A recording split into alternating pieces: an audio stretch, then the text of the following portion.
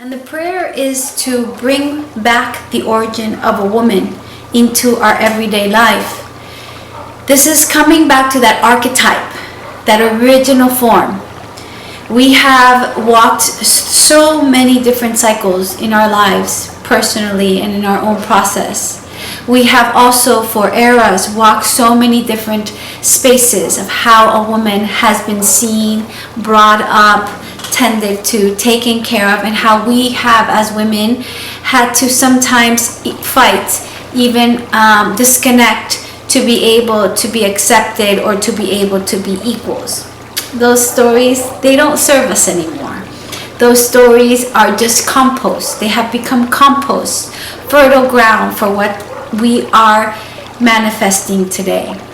And so what we are here to do, as we ask ourselves in our own modern time, in our own homes, in cities, is that we can accept that everything that is going on in the world has to do with how we treat ourselves, because we are the creatrix of life.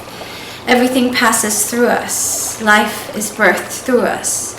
And that's how this world is created, is through our own temples and bodies. So if we are not able to house in our own temples peace, understanding, beauty, connection, it's not going to be anywhere else.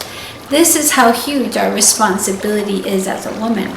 When we are awakened, we know this. We know what is circling inside our wombs is a great power and a great responsibility. So what we're having to see is how we've cycled, and there's been deaths and rebirths, and we've gone into so much healing work of our ancestors, and we've cleared so many different places. Some of us have done this type of work. Some of us are wanting to do this type of work. But what I'm asking you now is, how will we bring peace in our own homes? How will we bring that beautiful goddess-like being into everything that we do?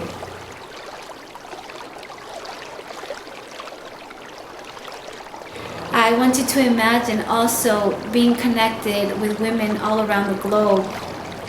Connecting with women that have the same vibration and the same intention as you do, to connect deeply and to create a world of peace and beauty.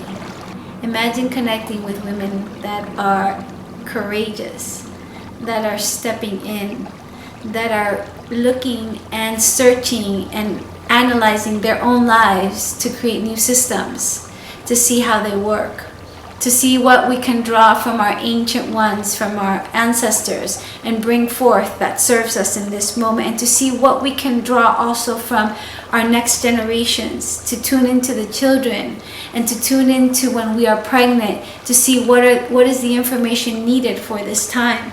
I'm talking about simple living. I'm talking about really raw, authentic, everyday lifestyle of weaving the daily tasks for them to be magic, for them to create beauty in our homes, for them to create relationships that we can mend and tend to. That all begins with us, my dear sister. It begins with us. Awakening that original archetype of a woman that is within all of us. The 13 roles are sacred roles that have been here from the beginning of time, and they are stored in our ancient mind and in our DNA, and they are still being the force and the energy that helps us create, that helps us unite, that helps us be the women that we are.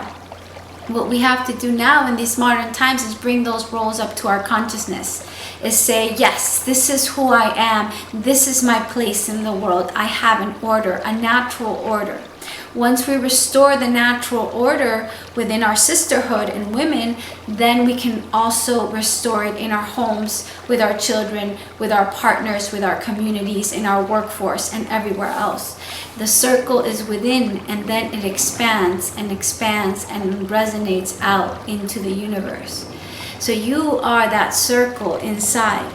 And that circle, what it's going to do is when we set a circle that we are circling with other sisters around the globe, focused on one intention to tend to each role so that we can awaken the ones that are dormant, and so we can also strengthen the ones that are alive and that are flowing through us. These roles are the healer. Who here believes and knows they are a healer? How do you heal? How do we bring that healing into our everyday life? How do we heal ourselves? How do we heal and bring wholeness to our children, to the food that we cook, to the things that we are creating? What is healing? All of these topics we're going to talk about for a whole month, and we're going to embody that role of the healer.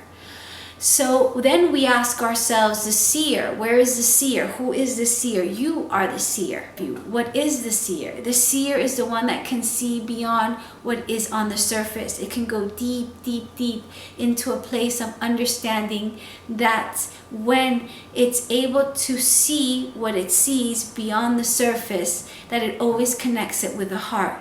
So everything that you see, you are creating. This is the responsibility of the seer. The other one is the midwife. The midwife is the one role that you are able to embody when you are rebirthing yourself. Many times feel like death has come, and that what I mean when I talk about death is a big transformation, a big change, where something is going to wither away and something new is going to be born.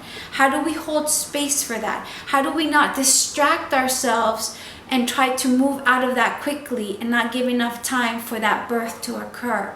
So what we're going to be doing is we're going to be awakening that midwife and also awakening her so that she can hold space for others as they are rebirthing themselves. Then we're going to go into the dancer so that we can know how to have rhythms and respect those rhythms and bring them into harmony, have tempo in our movements.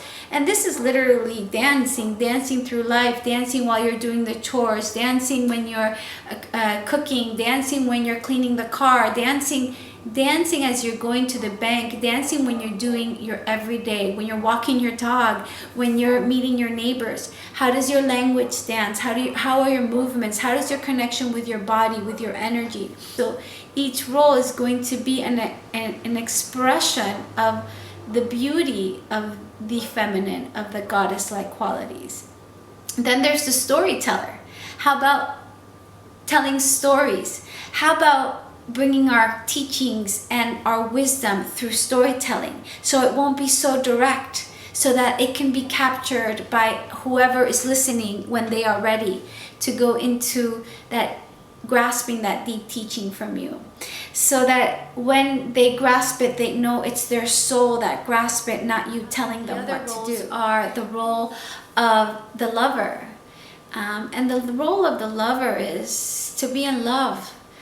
How beautiful is that role when we wake up in love with life, in love with the flowers, in love with the birds singing, in love with our partners, in love with our children.